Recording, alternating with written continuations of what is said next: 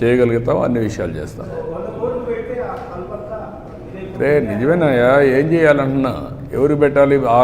TTD పెట్టాలి. వాళ్ళు ఏమంటారు, మేము ఎందుకు చేయాలంటే మళ్ళీ అవన్నీ విషయ సర్కిల్స్ కదా. భక్తుల యొక్క సెంటిమెంట్స్ కూడా మనం చూసుకోవాలి కదా. అవన్నీ ఉంటాయి మా ఇవన్నీ ఏంటి, ఎప్పుడన్నా చేశారా? కాదు, ఎప్పుడన్నా 4 రూపాయలు ఇచ్చి కొన్నారా? రెండోసారి నేనే కొంటున్నా. వ్యవసాయం బాగా చేస్తున్నాం కాబట్టి ఆదాయం, ఇది కూడా దిగుబడి బాగా పెరిగింది. ఈ సంవత్సరం ఎప్పుడు లేని దిగుబడి వచ్చింది. ఇంటర్నేషనల్ మార్కెట్లో ప్రాబ్లం వచ్చింది. అదే సమయంలో గవర్నమెంట్ ఆఫ్ ఇండియా కూడా రిక్వెస్ట్ చేశాను, ఈ జ్యూసెస్ కానీ వీటన్ని ట్యాక్స్ వేయద్దని.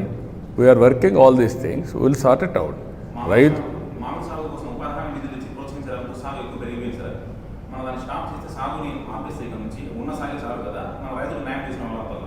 అదే దీనికి అందుకనే ఒక మ్యాంగోనే కాకుండా అన్ని పంటలు కూడా ప్రపంచం మొత్తం ఆహార అలవాట్లు మారాయి. ఎప్పటికప్పుడు పళ్ళు తినేది ఎక్కువైంది, రెండోది కూరగాయలు ఎక్కువ అవుతున్నాయి. ఈ రెండు వచ్చినప్పుడు రాయలసీమ అనుకూలమైన ప్రదేశం కాబట్టి మనం ప్రమోట్ చేశాం. దీన్ని ఏ క్రాపులు పండించాలి అనే దానిపైన నిరంతరం కూడా మనం పర్యవేక్షిస్తాం.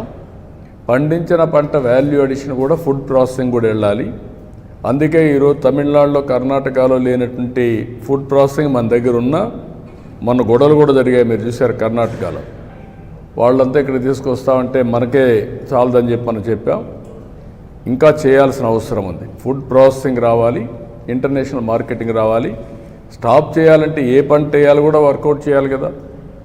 రాను రాను ఆధునీకరణలో తర్వాత రెండో విషయం కూడా మీరు చూస్తే ఫుడ్ హ్యాబిట్స్ మారిన తర్వాత దీనికి తగినటువంటి ఇది కూడా మనం తయారు చేయాలి.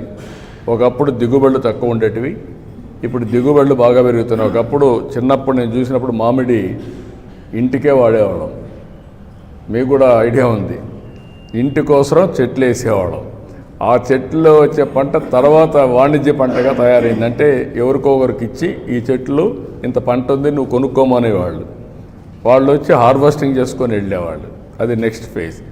ఇప్పుడు దాన్ని నేను కానీ హార్టికల్చర్ అంతా ప్రమోట్ చేసి తెలుగుదేశం వచ్చిన తర్వాత డ్రిప్ ఇరిగేషన్ కూడా పెట్టి, అంత మునుపంతా వానాకాలం పండది, ఎప్పుడు నీళ్లు పెట్టేవాళ్ళం కాదు, ఇప్పుడు నీళ్లు పెడుతున్నాం. నీళ్లు పెట్టినప్పుడు పంట కూడా బాగా వస్తుంది. 2-3 వెట్టింగ్స్ ఇస్తే మంచి దిగుబడి వస్తుంది. అలాంటి ఆధునికమైన ఇప్పుడు కొత్తగా మీరు చూస్తే కవర్స్ కూడా ఇచ్చాం ఫ్రూట్ కవర్ చేయడానికి. అది కానీ వస్తే వాల్యుయేషన్ పెరుగుతుంది, మనకు పంట కూడా వాల్యుయేషన్ పెరుగుతుంది. ఎందుకంటే ఏ పంట కూడా, ఏ మామిడికి కూడా ఒక విధంగా పండు డ్యామేజ్ కాదు. ఆ మచ్చలు కానీ సైజు కానీ ఇవన్నీ బ్యూటిఫుల్గా వస్తాయి. అలాంటి వినూత్నమైన ఆలోచనలతో మనం ముందుకు పోవాల్సిన అవసరం ఉంది. ఈ సమస్య అట్మోస్ట్ ఎఫిషియెంట్గా పరిష్కారం చేస్తాం.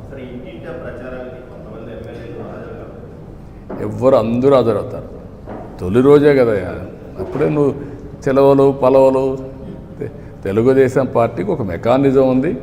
తెలుగుదేశం పార్టీ 45 ఏళ్ళుగా